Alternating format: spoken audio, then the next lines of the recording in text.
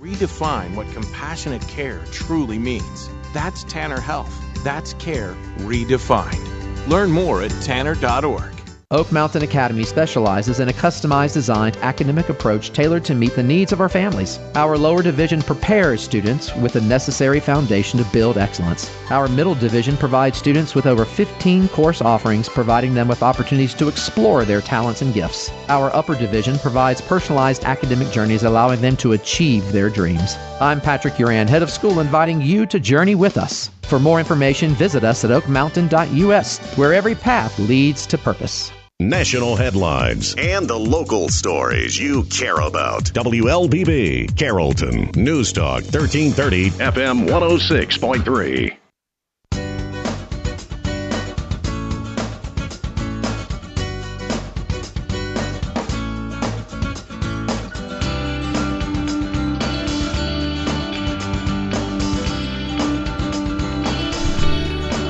Good morning. Welcome to the Community Voice. I'm Steve Graddick, your host. We got a very special guest this morning, a good friend of the radio station of me and everybody else, frankly, for that matter. And we want to say happy birthday to Carroll County, 200th birthday. And because of that, we're doing sporadically some programs that feature some of the history of Carroll County. And we had Robert Blakemore in recently, and he reminded me about the legacy of the Watts family in Bowdon, Georgia. So with that, we're very honored having in studio Jim Watts, former mayor of Bowdon. Good morning, sir. Thank you, Steve. Glad to be here. Come on, you sound more enthusiastic. Anyway, a couple of, I better get my glasses out. You'll see you served multiple terms of mayor, holding the office during the Founders Day, 150 Founders Day, and then you held the office for about, 22 years? Is that right? Off and on. That's a long 22 time. Years, yeah. And your background, though, is in education. You were a teacher. Right. I taught school at Haralson County High School from 71 to 76. And then I bought into a inconvenience store for 2 years and went back to teaching in Bremen, Georgia, where I retired in 99. 24/7. But you're an art teacher, right? Art teacher. So are you an artist, or you just kind of fell into it? I love painting, watercolor. Bruce Bovick at the college got me into watercolor. And then when I retired, I got into woodworking and sort of put on the back burner of the paintings. But I've got my own wood shop now. We want to, of course, I'll go ahead and let's just kind of dive in. We want to talk about the hospital. It was named for your great-grandfather, the Jubal Watts Memorial Hospital in Bowdon, Georgia. Correct. And that was in 1945. Tell us a little something about that history. That's very special. Yes, Dad was from Louisiana, and my mother was from Ranburne, Alabama. Oh. And she went to nursing school in Birmingham, and they, I guess, found her a job in New Orleans, where my dad was doing med school. And they met, got married, and then moved to Thomasville, Georgia, right after he graduated from med school for some more practice. And 5 businessmen from Bowdon came down to get him to move to Bowdon, because at that time we only had 2 doctors. One was in his 90s and one was in his 80s. And they talked Dad into coming to Bowdon because of my mother being sort of local. And he had a small practice in a rental house. Any surgery that had to be done in Carrollton, where they had a clinic at that time. Right. They didn't have a hospital. Right. And the hospital operating room, or the clinic operating room, was on the 2nd floor, no elevators. So they had to take all of the patients upstairs. Well, he realized that there needed to be a hospital in the area, so he had his brother, whose name was Irving Watts, come up, and he designed the hospital and sort of supervised while it was being built. I'm going to need to take a break, and then we'll come back and we're going to jump right back into the story of the Jubal Watts Memorial Hospital. But let's take a break from our sponsors at this time. We'll be back in a moment.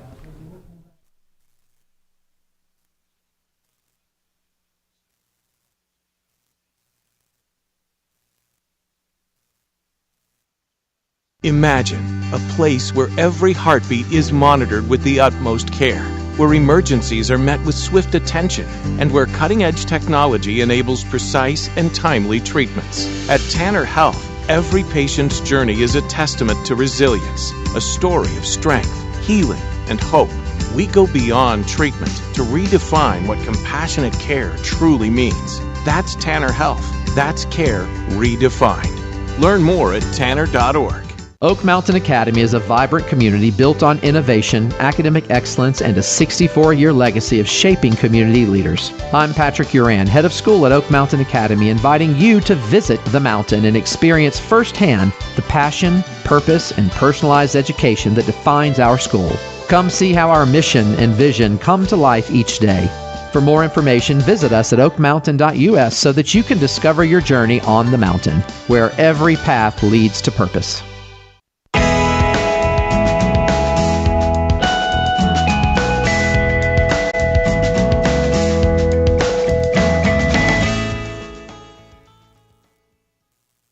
Good morning. Welcome to the Community Voice. I'm Steve Gradick, your host. Delighted to have you with us. We're very pleased to have in studio Jim Watts, and we're talking about the Watts family legacy.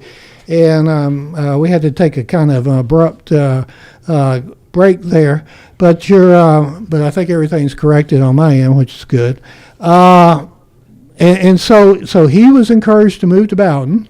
All right. And your mother Mavis, she was a nurse. She was a nurse, and she helped Dad until the hospital. Well, after the hospital was constructed, it was written up in the Atlanta paper as the most modern hospital west of Atlanta, between Atlanta and Birmingham at that time. 1945.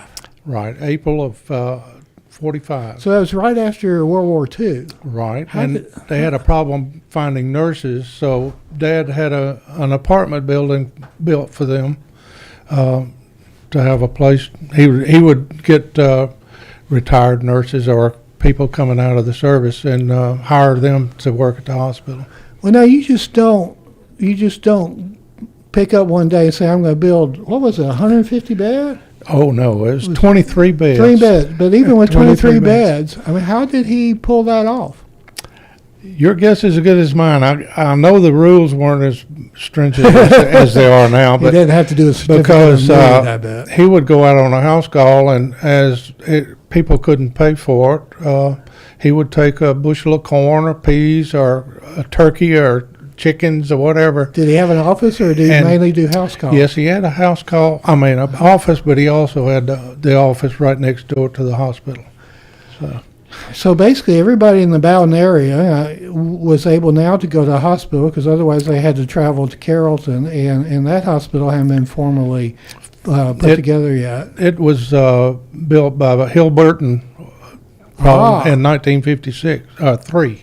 Okay. So there was a period of 8 years that they still had hospital. Now, and what kind of medicine did he perform? He was a general practitioner. He did a little bit of everything, and if there was something that he couldn't do, he would refer him to a doctor in Atlanta and so forth. Did he do surgeries and everything? Oh yes, he had surgeries. Yeah, playmate of mine, Mike Steed. He and I grew up together right next door, and there were two. Is that where you got your sense of humor? Oh yeah, I guess we had 2 refrigerators in the operating room, and Mike would sit on the top of one, and I would sit on the top of the other. Really? And we could watch my mother put the patient to sleep, and then my dad would be doing surgery. We didn't see a lot of the surgeries, just mostly appendicitis or something like that. Sure. But my dad taught my mother how to put people to sleep. So she was a nurse. What reflections do you have, if any, of the level of medical care back then versus now? Is some similarities or nothing similar at all?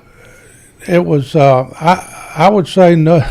There's so much technology now. It's just so much. When technology, my dad died at age 51 of heart attack, and at that time, the monitor was a nurse sitting next to the bed, and they had a oxygen tent over him, and that was it. Yeah, that was the amount of surgery, medication that they had for him at that time. So a 23-bed hospital. Why did they name it in honor of your great grandfather and honor his grandfather? All right, my great grandfather was Jubal Robert Watts, and he was a Confederate. Sure. Colonel. He was a captain, and he served in the Mississippi Regiment and was captured at Vicksburg. And my dad, I guess, knew him because he lived to be he died in 26. Dad was born in 12, and so I think they knew each other. Jubal was a physician also. Yes, he was a physician. So he was a Confederate surgeon, and right. And can you imagine that? I mean, on the battlefield, and all you give them is morphine, and you do amputations. That's got to be awful. I don't even know if they had morphine back then. Or limited morphine. But he was captured at Vicksburg, and you can imagine what Vicksburg went through during the siege. But a lot of people think that the hospital was named after my father. They think that my father's name was Jubal. I thought so. But when it says Watts Memorial, and Dad was alive when they built it, so. What do you think? What inspired him to do that? Because he didn't have to do it. He probably had a good practice. I think Dad was really concerned about the patient care in the area. He didn't hesitate to go somewhere on a house call any time of the night, and a lot of times Mother would go with him. But really, before we were born, I think she did constantly.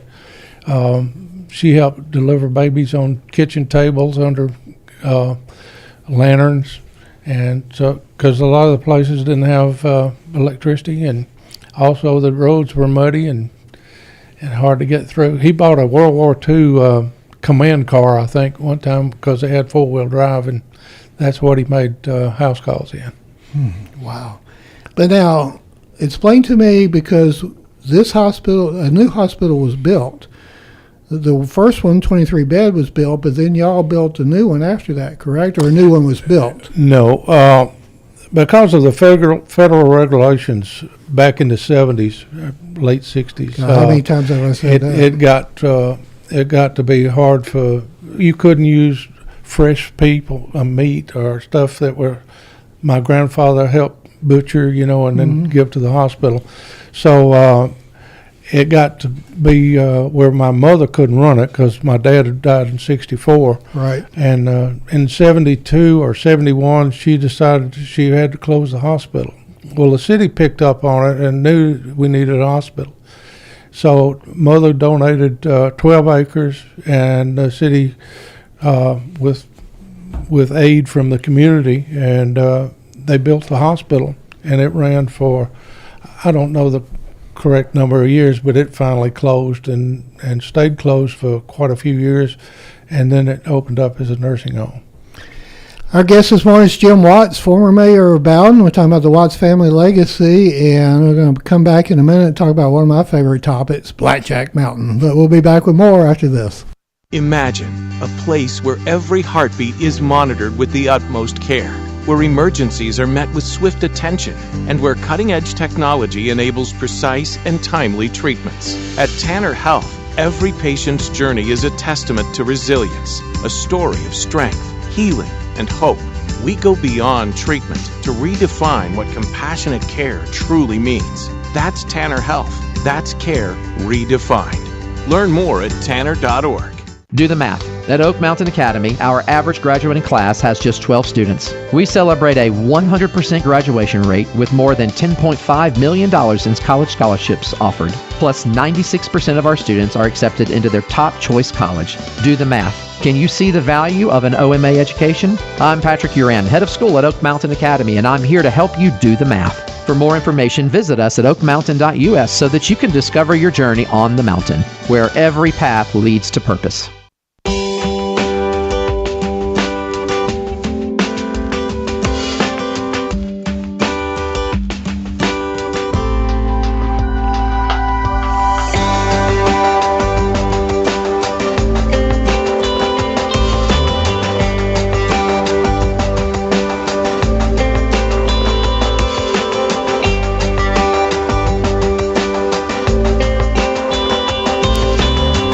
Good morning. Welcome back to the Community Voice. We're having a good time this morning. We've got Jim Watts in the studio. I'm not sure you've ever done the Community Voice before, have you? I was interviewed once, I think, when I was a mayor. But that was eons ago. Well, that was no fun. Anyway, get a little closer to the mic. This is my public declaration of appreciation to Jim Watts, because back in the late 90s, we put and it's long gone, but we put a radio tower on the front face of Blackjack Mountain. And you didn't know me from Adam. I called you up and said, can I put a tower on your mountain? And I said, can you sell me 2 or 3 acres? The dude said, I can't sell it to you, but I'll lease it to you. And so everything we've enjoyed and are thankful for today with all these 7 radio stations, I give you a lot of debt of gratitude and appreciation. I want to do it publicly for your generosity, because you didn't know me from Adam, and if you had known me, you probably said no. Tell us about Blackjack Mountain. Fascinating story. Now, your father, little by little, bought the mountain. Right. He started buying it. Well, before, I'm going to interrupt you. So people go, well, he bought a mountain, so what? Ladies and gentlemen, this is the tallest peak in Carroll County, without a doubt. And I also understand it's the tallest peak in the state of Georgia, south of I-20. And that's why it was attractive to us as a place to put a radio tower. So I was just like, tripping out. It's great, 1,500 feet elevation.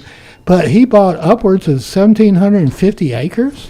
Over a period of time, yes. I remember going over when he was collecting the properties, I guess, and I was about 5 years old, I guess, and of course I've walked every inch of that mountain, cut firewood off of it, rode horses, chased goats all over the place, I baled hay, milked cows, cut silage, picked up rocks, cleared new ground. I mean, Dad put you never wanted to make farming a full-time career. No, I think Dad put us to work to realize we needed an education. So how many siblings did you have? I have a sister who is right now she's 84. She'll be 85 in April. And then my brother, who is an orthopedic surgeon who retired 5 years ago, I think. He served in Carrollton since 72, I think, and retired a couple of years ago. I didn't put the connection there. How about that? Yeah, that's Jewel. Yeah. So 1,750 acres, and had all kinds of agriculture, had livestock, and everything around the mountain. Right. It's a gorgeous mountain. He had it clear cut right after he and people that were doing the sawing kept breaking saw blades and stuff because they were hitting horseshoes and ball bar and everything else in some of the trees there. Now, the legend, and I've walked the top of it, the legend is that he built an airstrip on top of this mountain. No, he didn't. He was in the process of it, and when he hit rock, it got too expensive. So he just, it's pretty level up there, though, now. And, we've walked all over that thing. So, but the airstrip never came about, but he was the pilot. Right. And a lot of people don't realize this. We had 3 airplanes. My dad had 2 of them, and my neighbor Funzie Arrington had another Funzie? plane. Funzie, Not yeah. Fonzie, He but was a Funzie. truck driver. Funzie. Okay. Ms. Leala Arrington was her husband, was his wife, Okay. and she taught piano right next door to Wow. for years. But the Bowdon Airport was over where Ozier's feed mill used to be. It's now being developed in some housing, but it's located on Depot Street. But there was an airstrip there, dirt airstrip, and we had a little league baseball field down at the end of the runway, or sort of off to the side. But we had a gate, or the fence was open so that airplanes could land and fly. And so we flew out of there. That was the Bowdon Airport. I never heard of the Bowdon Airport. And we used it as a for the circus when the circus came. Of course too. you did. Yeah. So I did the same thing. What kind of airplanes did he have? my dad had a Piper Cub. Yeah. And then he bought a Stinson station wagon, which was a four-seater, I think. A salesman came down there and said that he wanted to sell my dad the plane. And my dad said, well, there's two water tanks at the end of the field on one end. He said, if you can take off over there, the water tanks, I'll buy it. Well, the guy came in, stripped the plane down as much as he could, and he took off and flew over the top of the water tanks, and Dad bought the plane. That's probably why there's no Bowdon Airport now, because you had to you had to fly over the water tanks at the end of the day. So Dr. James W. Watts. What did he go by, Jim or James. And Just James? I go by Jim because he was James? I guess it would be a little confusing, but I am named after my father.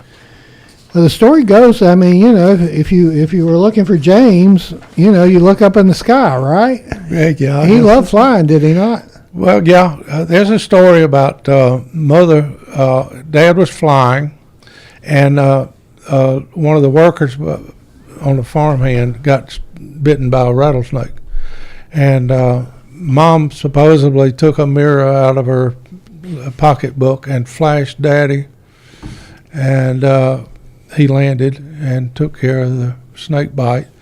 But the Atlanta paper said, oh, Mother used Morse code. Morse code. And she says, I don't know how to use Morse code. I just flashed it. That's funny. That's, such a rich history. I mean, it really is. Yeah, I think Dad, like he was really concerned with the community and what medications could be given to the local populace. Where did he go to med school? He went to LSU, and then went to New Orleans. Baton Rouge is where he went to undergraduate, and his room happened to be under the stadium. So then he went to med school in New Orleans, and that's where he met my mother, who was at Charity Hospital, which was run by nuns at that time. So I understand she lived to be 106. 106. How'd she pull that off? I don't know. She was a feisty lady. She did a little bit of everything. Yeah, she drove a Jeep over on the farm. She loved catfishing, and she just did a lot of whatever she wanted to. Loved flowers. And she ran for mayor in 1950. Right. She ran for mayor and lost by 11 votes to Lloyd Holloway. And so there were probably a few hundred casts. So it was, or maybe not a few hundred. Yeah, 100 or so. Right. I think I somewhere I've got a piece of paper that has the tally on it. Wow. Have they developed a Watts Park in Bowdon yet, or are they just talking about it? The location of the old hospital was torn down a couple of years. We had vandals come in there and just ruined the place, so we just destroyed it. I mean, we took it down, and we sold two partials off of it. One to a flower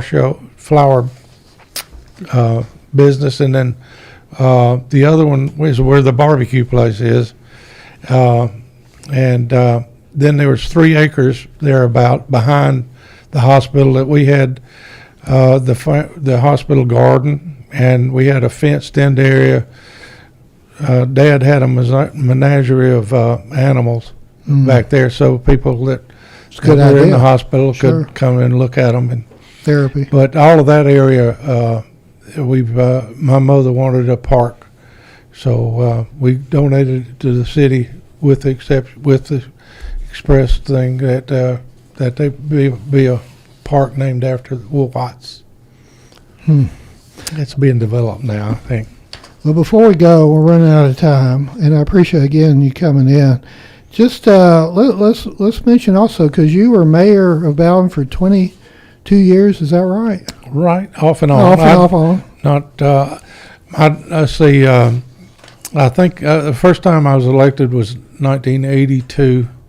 I'd been on the council for 2 years prior to that. Some 10 years before What's your reflections on being mayor? Are you glad you did it, or like didn't accomplish what you wanted, or what? I wouldn't have done it for 22 years if I didn't think that we were going on a very development type of program. When I first got there, our city population during the daytime was somewhere around 5,000 to 6,000 people. We had Sewell's and Sure. Plunkett's, and we had the rubber plant, and we had some other businesses. But when they started moving things over to Mexico and China After and everywhere 92, else, they killed Bremen too. right? And they changed the lunchtime from an hour to 30 minutes, and that killed some of the downtown merchants. Sure. They called me in one time for a merchant meeting and wanted me to talk to Mr. Plunkett about changing his lunchtime back to an hour so they could do business. And You wouldn't do they it. needed to change their work time. Not one of them said that, I'll come in at 8. And I said, well, what time does the first person come? Comes in about 10. I said, why don't you open at 10 and stay late? And they said, I do my paperwork during that little time. And so they didn't want to change their business time, so Well, good old Lamar. they just went on down. Yeah. Yeah. Bowdon's a unique place. It's almost like a hidden secret almost. Well, when I was growing up, you could go anywhere in town. I guess because my dad was the doctor and everybody knew him, I couldn't skip school or anything without being known.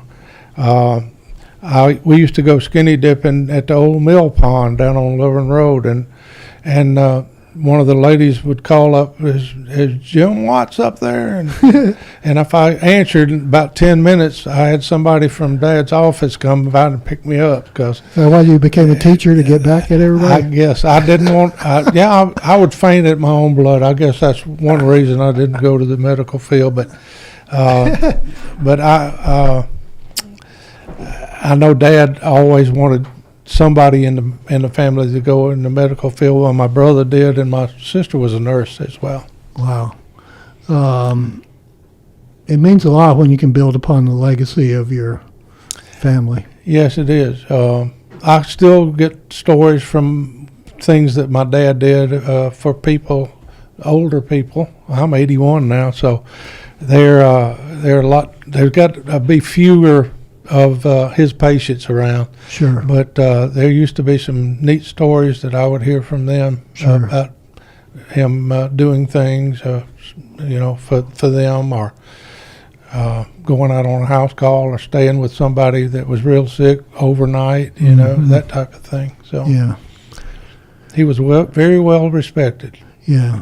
and I've tried to be that way as well. Right. Yeah. I'm also blessed with having a family legacy somewhat similar, and it means a lot, and it's just a gift to be able to be part of that. Well, thank you. All right. Well, our guest this morning has been Jim Watts, and we're celebrating 200 years of Carroll County. Wow. No better way to celebrate it than talk about Bowdon, Georgia. Talk about the history. Yeah, that's true. Thank you for listening. This program will, of course, be archived on our YouTube page, currently on our Facebook page, and on our website. It's on 106.3 right now, and 1330 AM also. So, again, our gratitude to Jim Watts, not only for coming in this morning, but for his support and friendship over several decades, and we're very grateful for that. So thank you for listening. Thank you to our sponsors. Go out and make it a great day. God bless our troops, and you're in tune to WLBB Carrollton.